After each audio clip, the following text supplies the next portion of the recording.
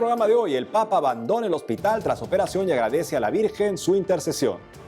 Prefecto del Dicasterio para el Servicio del Desarrollo Humano Integral pide garantizar la dignidad de la persona, especialmente ante la pandemia. Además, obispos de Cuba afirman que el pueblo tiene derecho a manifestarse públicamente. Gracias por acompañarnos nuevamente en su programa EWTN Noticias. Soy Eddie Rodríguez Moreno. Iniciamos el programa con noticias sobre la recuperación del Papa Francisco, quien dejó el Hospital Gemelli tras la operación que le realizaron de estenosis diverticular en la parte final del colon. Nuestra corresponsal en España, Blanca Ruiz, nos trae toda la información al respecto. Adelante, Blanca.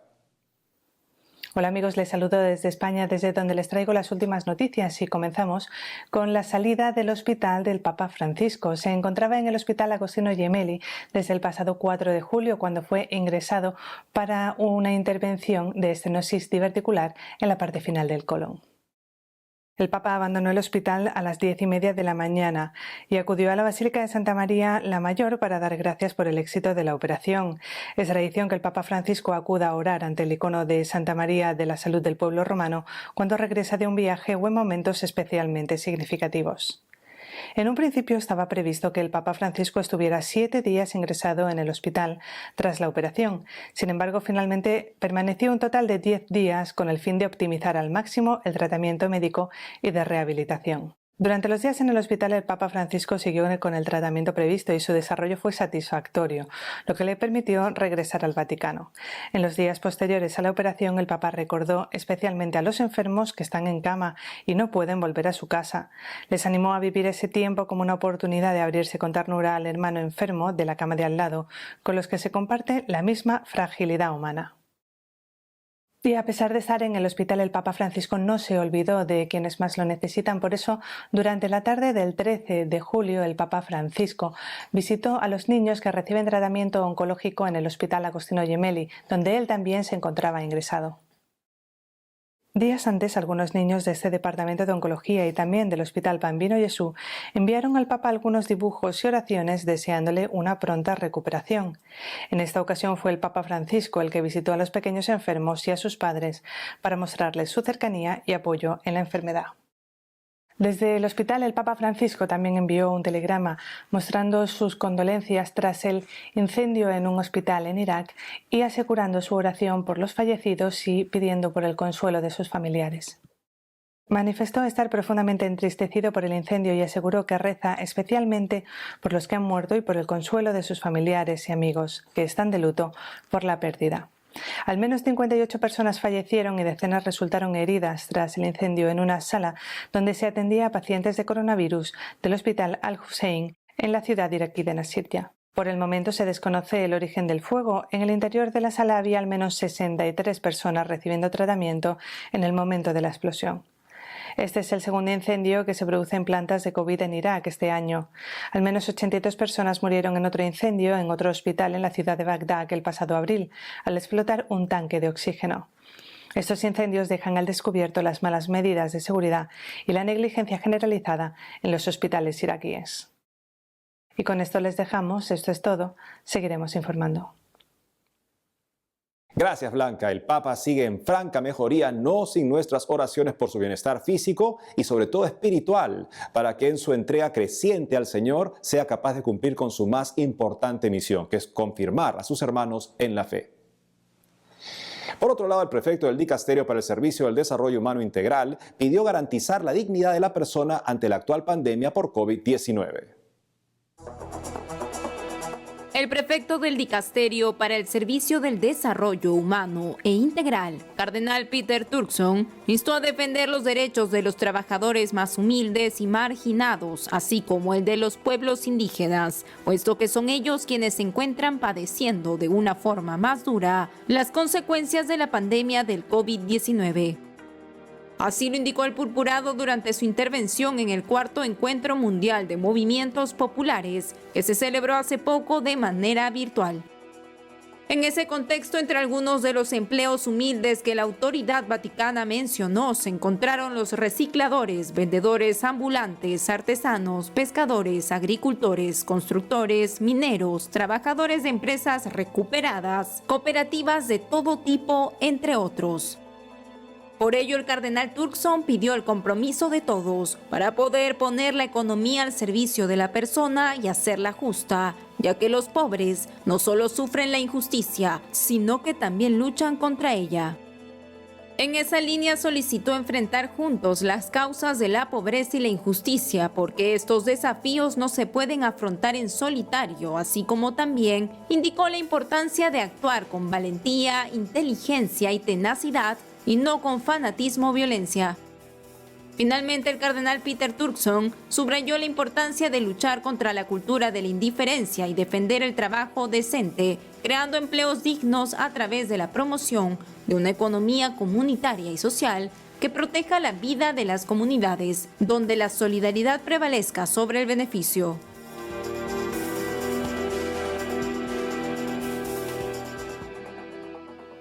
En otras informaciones, los obispos de Cuba se pronunciaron ante la situación de crisis que está atravesando el país y destacaron que el pueblo tiene derecho a manifestarse públicamente. Veamos.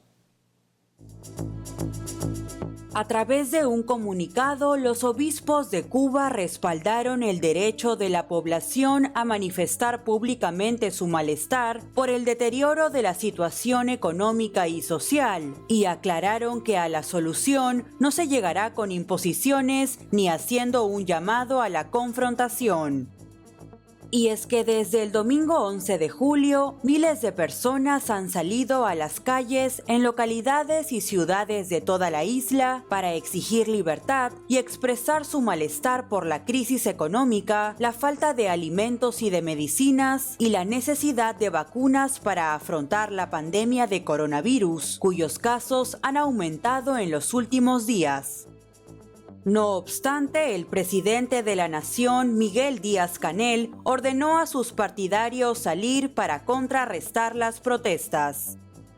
Esto fue criticado por la oposición, que denunció el intento del régimen de promover un enfrentamiento entre cubanos. Asimismo, en las redes sociales se vio a agentes del gobierno y a la policía reprimiendo a varios de los manifestantes. Ante esta lamentable situación, los obispos de Cuba señalaron que no se puede cerrar los ojos o entornar la mirada como si nada estuviera sucediendo, y resaltaron que entienden que el gobierno tiene responsabilidades y ha tratado de tomar medidas para paliar las referidas dificultades, pero también comprenden que el pueblo tiene derecho a manifestar sus necesidades, anhelos y esperanzas, y a su vez a expresar públicamente cómo algunas medidas que han sido tomadas le están afectando seriamente. En ese sentido, manifestaron que como pastores les preocupa que la respuesta a esos reclamos sea el inmovilismo, que contribuye a dar continuidad a los problemas sin resolverlos.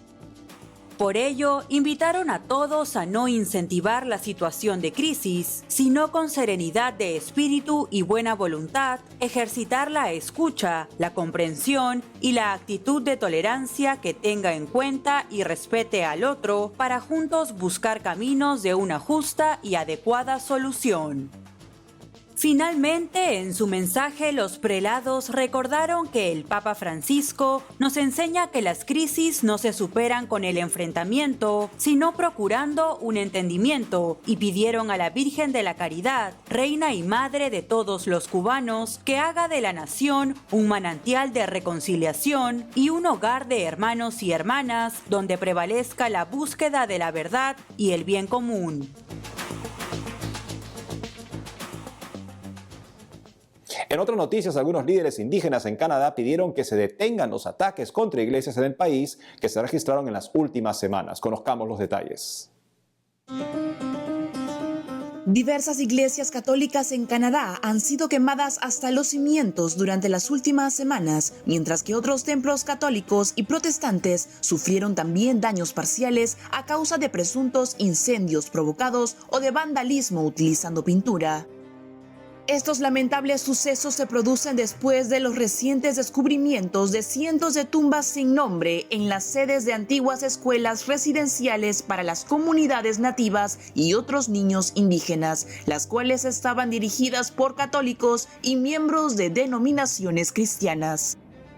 En el marco de este contexto, algunos líderes indígenas y supervivientes de dichas instituciones residenciales se han pronunciado para pedir que se detengan los ataques. Tal es el caso de Jen Allen Riley, una descendiente de sobrevivientes de estos colegios y ministra pentecostal asistente, quien dijo hace poco en una conferencia de prensa que estos actos destructivos no son en solidaridad con los pueblos indígenas. Incluso explicó que esta forma de proceder no es parte de su forma nativa, puesto que ellos no odian a la gente, no difunden el odio, ni destruyen las casas de culto de otras personas, sino que por el contrario, aman a la gente. Cabe recordar que la Conferencia Canadiense de Obispos Católicos confirmó recientemente que el Papa Francisco ha invitado a algunos obispos de este país, sobrevivientes de escuelas residenciales y líderes indígenas a un encuentro en el Vaticano del 17 al 20 de diciembre de este año para fomentar encuentros significativos de diálogo y curación.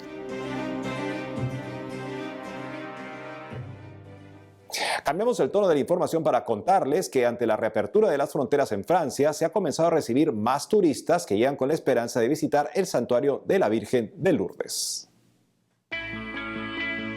Ante el inicio de su tercera fase de flexibilización contra las restricciones por COVID-19, e implica la reapertura de las fronteras bajo ciertas condiciones para promover el turismo, el gobierno francés ha comenzado a recibir un aumento de turistas que llegan al territorio europeo con la esperanza de poder visitar el santuario de la Virgen de Lourdes.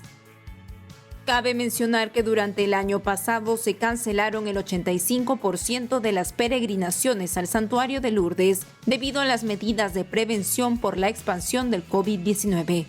Al respecto, el rector del santuario, Monseñor Oliver Ribadiu Dumas, precisó que el complejo, el cual puede acomodar hasta 30.000 personas en condiciones normales, registró una pérdida operativa de $4,7 millones en 2020 y se proyecta un total de $5,9 millones en 2021.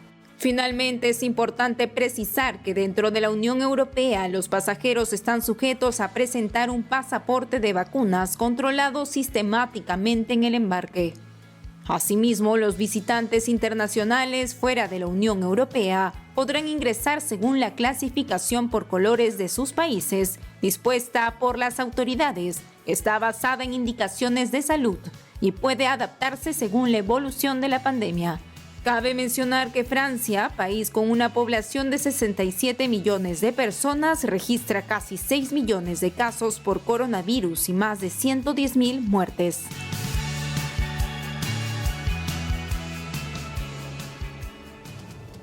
Amigos, tenemos que hacer una pausa, pero al volver, más de 13.000 abortos se han practicado en Irlanda desde su legalización en 2019. Por otro lado, el grupo musical Alfareros lanza El Milagro, una canción que llama a confiar en el poder de Dios. Tendremos una entrevista con ellos. Ya volvemos con más información en EWTN Noticias.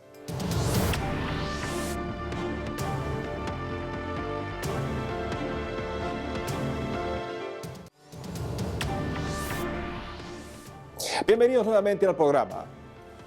Y les contamos que en Irlanda se han realizado más de 13.000 abortos desde que se legalizó esta práctica en 2019. Veamos. El Departamento de Salud de Irlanda reveló hace poco que se han realizado 13.243 abortos en la República Irlandesa desde que entró en vigor la legalización del aborto el 1 de enero de 2019. De acuerdo a lo informado en un artículo de Así Prensa, el pasado 29 de junio se publicó el segundo informe anual sobre la Ley de Salud, Regulación de la Interrupción del Embarazo. En este documento se indica que en el 2020 se realizaron 6.577 abortos, mientras que un primer informe señala que en el 2019 se registraron 6.666 abortos.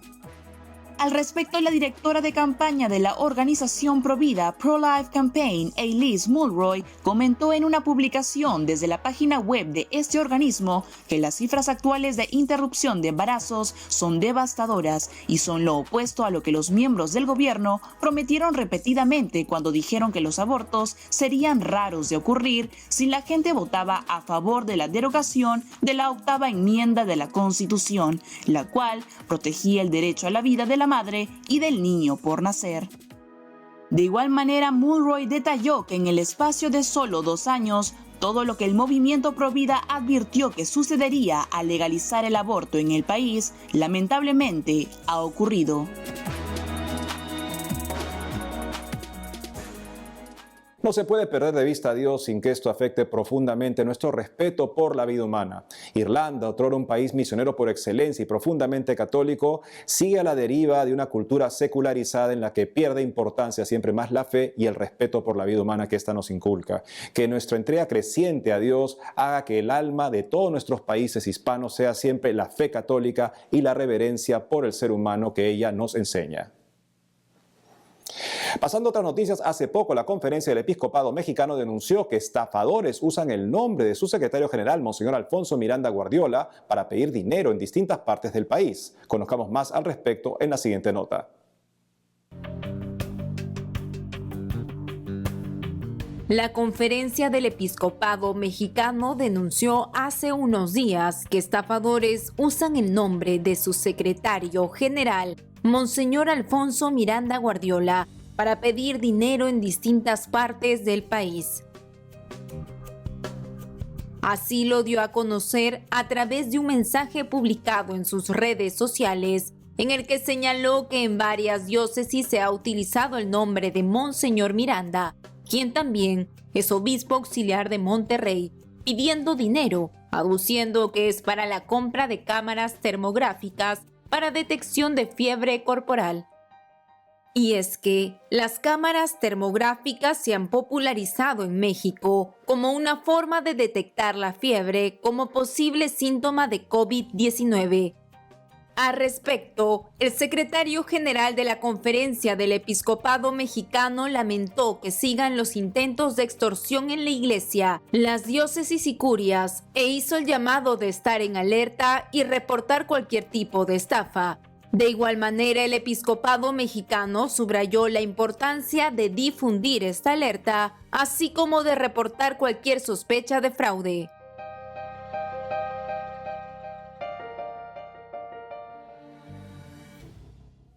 Ahora les contamos que el grupo musical católico Alfareros anunció hace poco que luego de casi 2 años sin misiones presenciales realizarán su primer tour en Estados Unidos. Además, recientemente también lanzaron su nuevo sencillo, El Milagro. Para conversar más sobre todos los detalles al respecto, están conectados con nosotros Altermio Vargas, Junior Cabrera y Katia del Cid, integrantes del grupo musical Alfareros. Amigos, es un gusto que nos acompañen nuevamente en EWTN Noticias.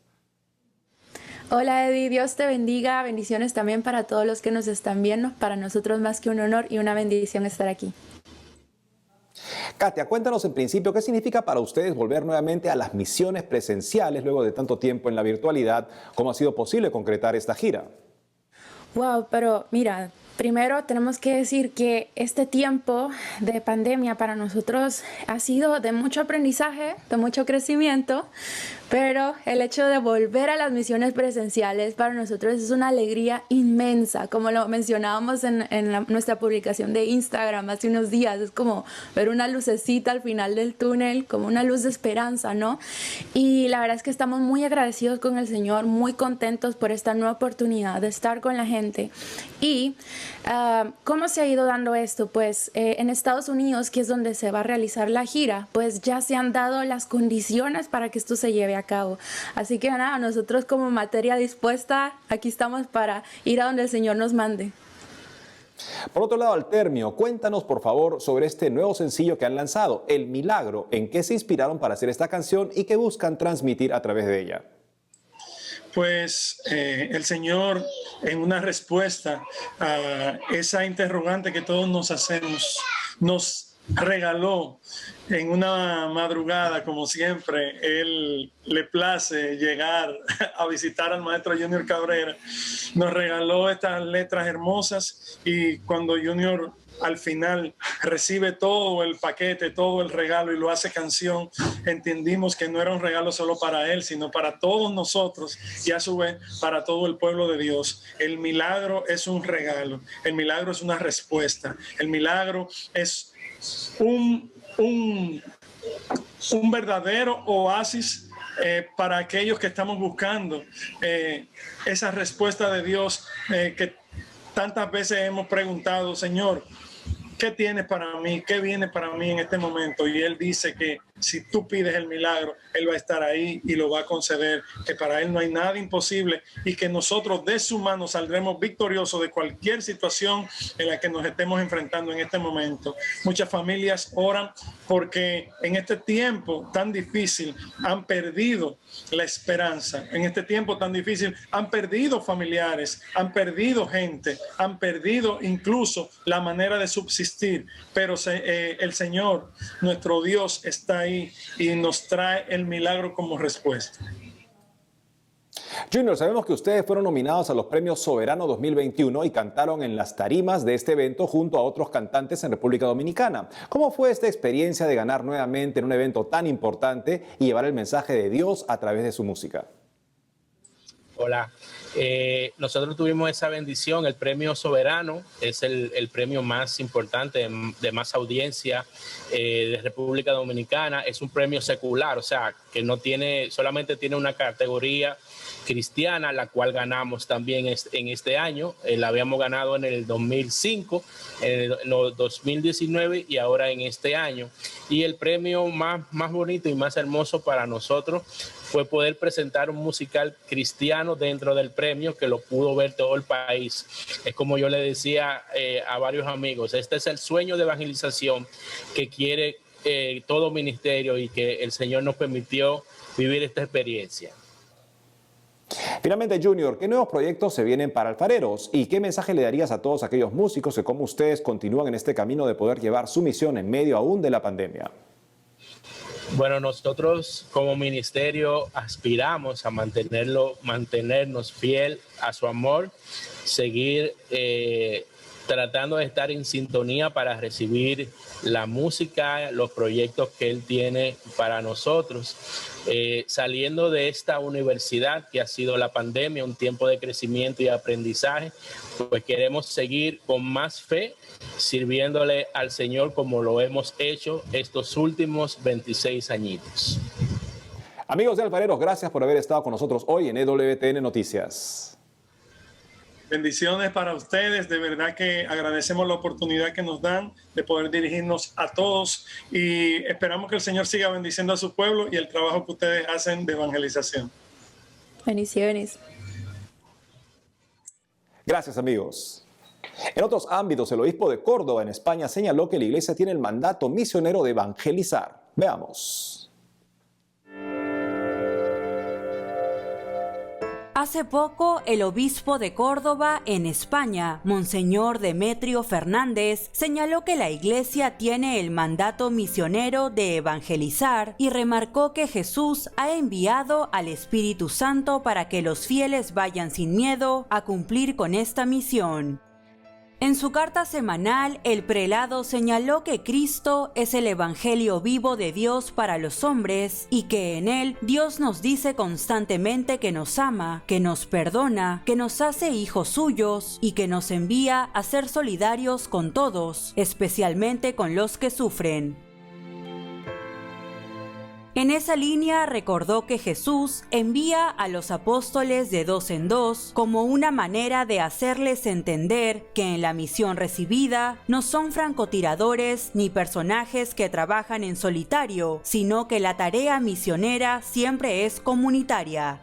Al respecto, Monseñor Fernández destacó que la misión nunca ha sido algo manejable o que está a nuestro alcance, sino algo que nos supera y desborda, debido a que nuestra lucha no es contra los poderes de este mundo, sino contra los espíritus del mal, que son más poderosos que nosotros.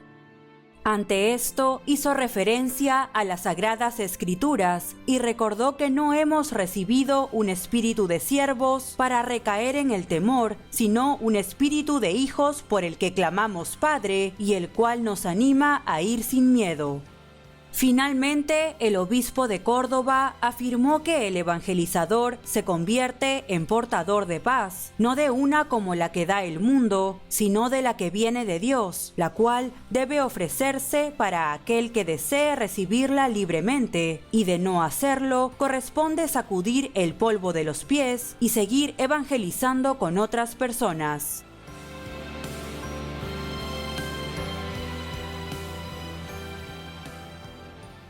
Y es todo por hoy, amigos. Gracias por habernos acompañado. No dejen de seguirnos en las redes sociales y de lunes a viernes a las 12 del mediodía, hora de Miami, por Radio Católica Mundial en su programa Más que Noticias. Hasta entonces.